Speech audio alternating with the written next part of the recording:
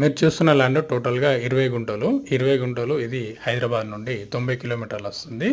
Village to village వెళ్ళే డాంబర్ రోడ్కి walkable డిస్టెన్స్లో ఉంటుంది. టోటల్గా 20 గుంటల భూమి 27 లక్షలు చెప్తున్నారు. ఇది జనగామ జిల్లా బచ్చన్నపేట మండలం కింద వస్తుంది. విలేజ్ టు విలేజ్ వెళ్ళే డాంబర్ రోడ్కి ఆనుకొని ఉంటుంది. ల్యాండ్ చుట్టూ ఫెన్సింగ్ వేసి ఉంది.